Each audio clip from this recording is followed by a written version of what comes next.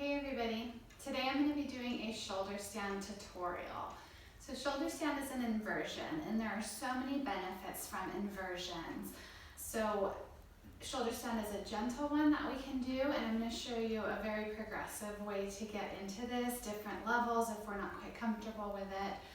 A couple caveats: we do not, if you have any sort of neck, spine, cervical injuries in the past or current concerns, I don't recommend you doing shoulder stand. Work with your doctor, and a one-on-one yoga instructor would probably be your best bet for moving into shoulder stand safely. And then also notice my hair is down, so you don't want to have a ponytail when you're doing shoulder stand.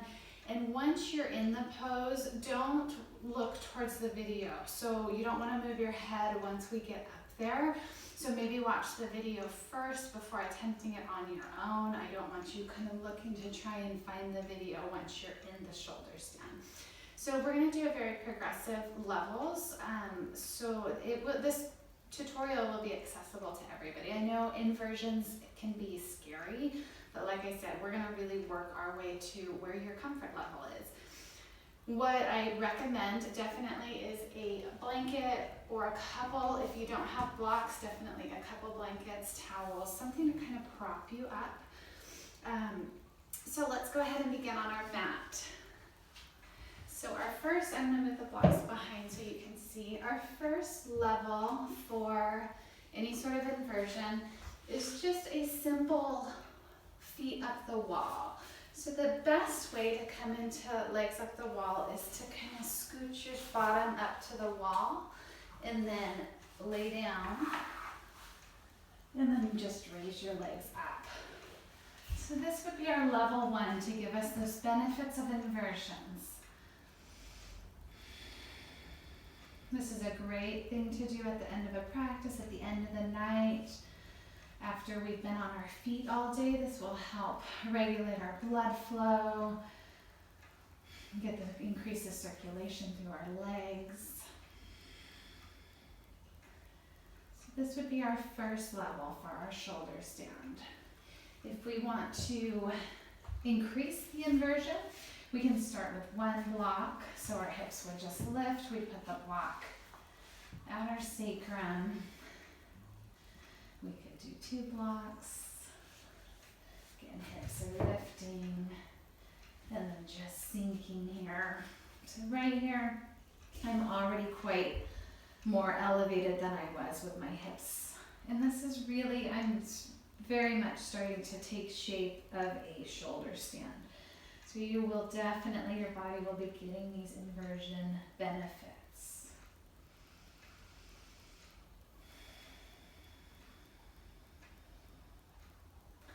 The blocks, remember, are adjustable, so maybe you want to go a little higher.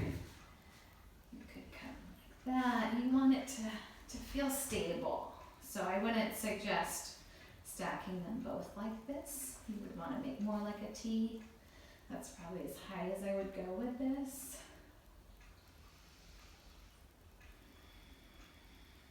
So then my next step, if I'm feeling pretty comfortable here and I want to find out to really get a good feel of a shoulder stand, so I would put my feet to the wall and lift my hips up. You can remove the blocks. So this is very much like a shoulder stand position. When we're in shoulder stand, there's a couple different ways. I'll show you what people tend to do with their hands, but I always like to, like we do in bridge, is you'll bring your palms together and roll your shoulders under. So that really helps create that lift and that space. Your chin is tucking to your chest. You might stay here like this, or you can support it for supported shoulder stands when our hands come to our low back. If you're feeling really good here, you can lift one. You can lift both. You can lift the other, or whenever you're ready, you might start to lift away.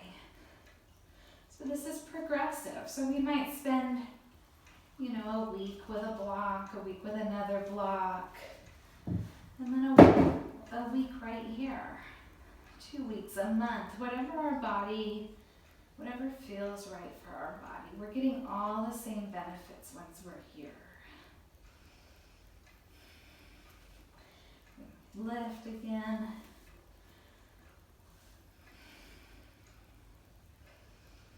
So those are our progressive levels of shoulder stand. Let me go ahead and lower down. Another thing that is very beneficial is to use the blanket again or the towel to help support your shoulders a little higher, because that's what helps us open up more and get the hips up higher is the support on our shoulders. So with the blanket, you would put your shoulder blades on it,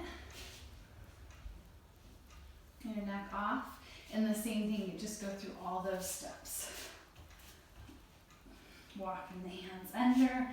I like to get the hands really under to help open the shoulders, creating that space. So the blanket, again, that just gives us a little bit more space in this pose.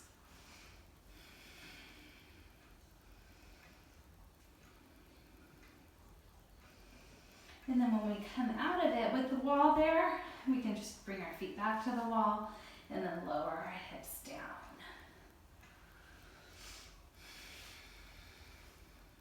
So maybe you've been practicing with that for quite a while and you're ready to do shoulder stand in the middle of the room. So how we come into shoulder stand in the middle of the room, there's a couple of different ways. Let me move back. So oftentimes teachers will have you roll into a plow. So plow, you've got your hands down, your knees are tucked in, and you roll over for plow. And then once you're in plow, you can again roll your shoulders together like I did. And then your hands can support your low back as you lift your legs up. So that's one way to get into the pose. And to get out, again, you just kind of pike your legs and slowly lower yourself down. And then another way some instructors might bring you into bridge first. This is a little trickier way to go. So my preference is to go through plow, but sometimes they'll have you come from bridge, some instructors. From bridge you can lift, bring your hands under, and then you would just lift yourself up. So as you can see, it's a little bit more challenging.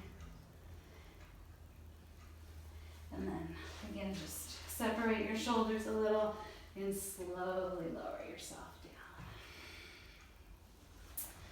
So I hope this has been beneficial for you. I would love to hear how your shoulder stand practice is going. I'd love it if you subscribe to my page and comment below. I'd love to hear your thoughts. Thank you.